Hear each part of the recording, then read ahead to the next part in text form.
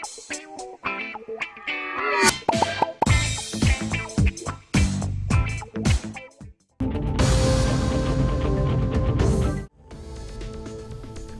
आंध्र प्रदेश के जिले चित्तूर में एक शर्मनाक वाकया पेश आया। पालमेनेरू के घंटावूरू की रहने वाली एक खातून ने इल्ज़ाम लगाया है कि मदद के लिए पुलिस स्टेशन जाने पर एक कांस्टेबल ने उसके साथ ज्यादती की।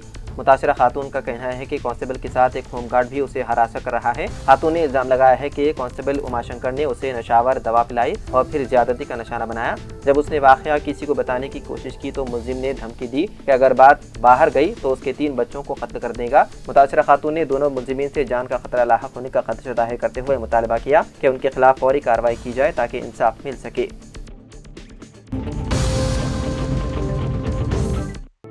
शहरदाबाद के हयात नगर इलाके में हॉस्टल में एक तालिब इल्म ने कर ली खुदकुशी। इस तालिब इल्म की शनाख्त 21 साल अनिल कुमार के तौर पर की गई है, जो एक कॉलेज में डिप्लोमा साल दुआम का तालिब इल्म था और वो हयात नगर के एक हॉस्टल में मुकीम था। कल शब उसने अपने कमरे में फांसी ले ली। उसको फौरी तौर पर इलाज के लिए अस्पताल मुंतकिल किया गया, जहां डॉक्टरों ने बाद मुआयना उसे मुर्दा करार दिया। नाश को पोस्टमार्टम के लिए उस्मानिया अस्पताल कर दिया गया मुंतकिल। खुदकुशी की वजह मालूम नहीं हो सकी। पुलिस ने सिलसिले में केस दर्ज करते हुए मुख्तलिफ जावियों से तहकीकात में है मसरूफ।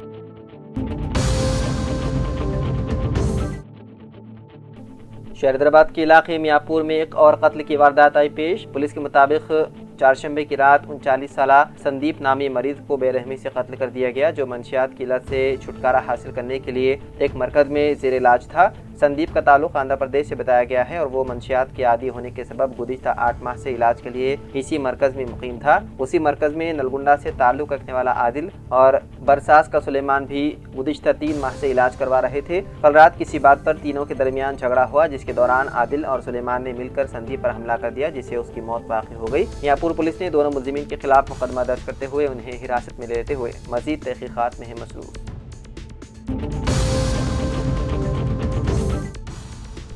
शहरदाबाद में एक शर्मनाक वाक़या पेश आया, जहां नवी जमात में ज़ेर तालीम 3 तालिबात को बहला फुसला कर ले जाया गया और 3 मुलजिमीन ने उनके साथ इज्तिमाई इस्मत रेज़ी की। इत्तलात के मुताबिक मुलजिमीन ने लड़कियों को तफरीह के बहाने यादगिरी गुट्टा के होटल में ले जाकर इस घिनौने फ़ाल का इर्तिकाब किया।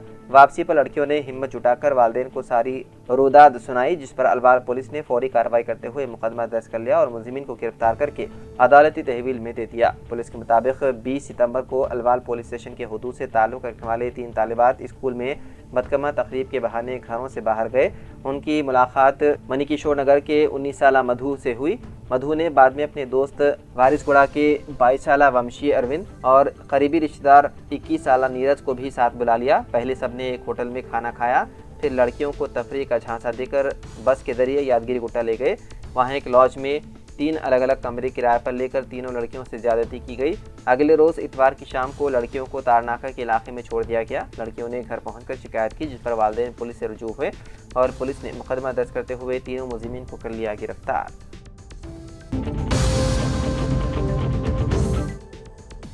पुराने शहर हैदराबाद में 2 मजीद फ्लाईओवर जल्द ही आवाम के लिए हो जाएगा दस्तयाब। अगरचे फ्लाईओवर्स के काम में तेज़ी आई है, लेकिन प्रोजेक्ट्स की तकमील में ताख़ीर की वजह से रिहायशियों को मुश्किलात का सामना है। ये फ्लाईओवर फलकनुमा और ओडमगड्डा में वाक़ है। फलकनुमा में वाक़ एक का काम अगले चंद दिनों में मुकम्मल होने वाला है। ओडमगड्डा में प्रोजेक्ट का काम नुमाया तौर पर ज़ेर इल्तिवा है। आवाम के लिए खोले जाने के बाद फलकनुमा फ्लाईओवर बारकस और चारमीनार के दरमियान ट्रैफिक में आसानी पैदा करेगा। नया तामीर होने वाला फ्लाईओवर बारकस से चारमीनार तक एक तरफा होगा, जबकि पुराने फ्लाईओवर चारमीनार से बारकस तक एक तरफा होगा। हालांकि पुराने शहर हैदराबाद में फ्लाईओवर ट्रैफिक की रवानी में आसानी पैदा कर रहे हैं, लेकिन काम में ताख़ीर की वजह से आवाम के लिए परेशानी पैदा कर रहे हैं। ओडमगड्डा में फ्लाईओवर के मामले में काम साल 2021 में शुरू हुआ और उसके 18 माह में मुकम्मल होने की उम्मीद थी। ताहम अहम काम अभी भी बाकी है। आवाम के लिए खोले जाने के बाद बीबी के चश्मा, फलकनुमा, वट्टेपल्ली, शास्त्रीपुरम और काटेदन के दरमियान ट्रैफिक में आसानी पैदा होने का इम्कान है।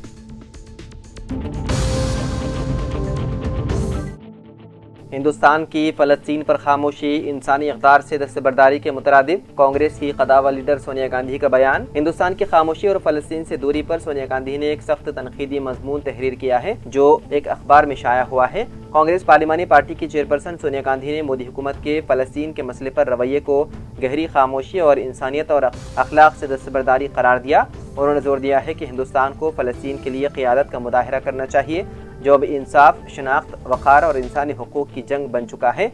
سونیا گاندھی نے اپنے مضمون میں کہا کہ ہندوستان کی عالمی سطح پر حیثیت ایک فرد کی ذاتی عزت افزائی یا تاریخی کارناموں پر منحصر نہیں ہو سکتی، اور انہیں فرانس، برطانیہ، کینیڈا، پرتگال اور آسٹریلیا کا حوالہ دیا جنہوں نے حال ہی میں فلسطینی ریاست کو تسلیم کیا، جو فلسطین کے طویل عرصے سے پریشان عوام کی جائز خواہشوں کی تکمیل کا پہلا قدم ہے۔ سونیا گاندھی نے بتایا ہے کہ اقوام متحدہ کے 193 میں سے 150 سے زائد ممالک نے اب تک فلسطینی ریاست کو تسلیم کر لیا ہے، جبکہ ہندوستان نے 18 نومبر 1988 کو فلسطینی ریاست کو تسلیم کیا تھا، جبکہ وہ فلسطین لبریشن آرگنائزیشن کی حمایت کرتا رہا ہے۔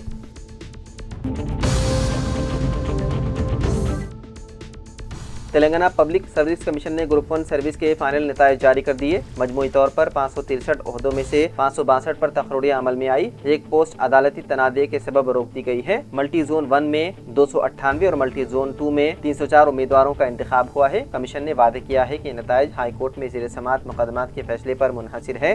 کمیشن نے وعدہ کیا ہے کہ نتائج ہائی کورٹ میں زیر سماعت مقدمات کے فیصلے پر منحصر رہیں گے۔ ٹاپ 10 رینک ہولڈرز نے RDO پوسٹ کا انتخاب کیا۔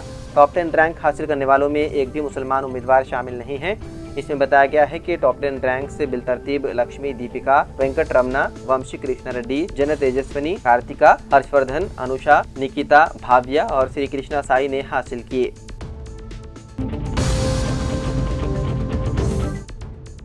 شمالی و مشرقی تلنگانہ کے اضلاع میں آج اور کل موسلادھار بارش کی پیش قیاسی۔ محکمہ موسمیات کے مطابق شمالی، مشرقی اور وسطی تلنگانہ کے اضلاع میں اگلے 2 دنوں میں شدید بارش کا امکان ہے۔ آج ریاست کے کئی اضلاع میں بہت شدید بارش برسنے کا امکان ہے۔ عادل آباد، کومرم بھیم، منچریال، پیداپلی، بھوپالپلی، ملوگو، بھدرادری اضلاع میں شدید بارش کی پیشن گوئی کی گئی ہے، جبکہ ہنمکنڈا، ورنگل، محبوب آباد اضلاع میں بھی شدید بارش متوقع ہے۔ شمالی تلنگانہ کے اضلاع کے لیے محکمہ موسمیات نے اورنج الرٹ جاری کیا ہے۔ دوسری جانب حیدرآباد میں صبح سے موسم ابر آلود ہے اور بعض مقامات سے ہلکی بارش اور بوندا باندی کی اطلاعات موصول ہوئی ہیں۔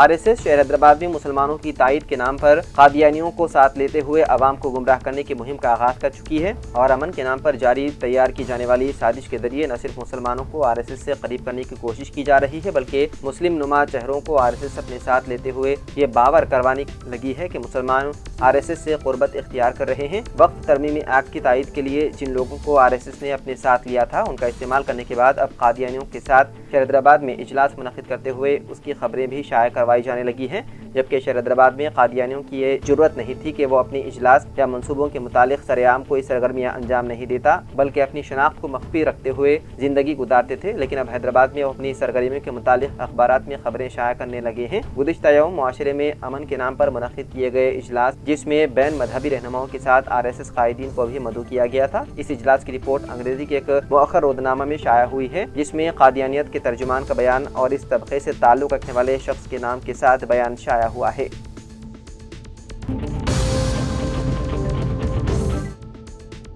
تلنگانہ میں مجالس مقامی کے انتخابات کے سلسلے میں ضلع کلکٹرز کی جانب سے 20 تحفظات کو قطعیت دینے کا مرحلہ تقریباً مکمل ہو چکا ہے اور ضلع کلکٹرز نے اسٹیٹ الیکشن کمیشن کو 2 یا 3 مراحل میں رائے دہی کے انعقاد کی تجویز پیش کی ہے۔ حکومت کی ہدایت پر ضلع کلکٹرز نے تحفظات کے تعین کا کام مکمل کرتے ہوئے حکومت کو رپورٹ روانہ کر دی ہے۔ سرپنچ، وارڈ ممبرز، MPTC اور ZPTC نشستوں کے علاوہ ضلع پریشد صدور نشین کے عہدوں پر تحفظات کو قطعیت دے دی گئی ہے۔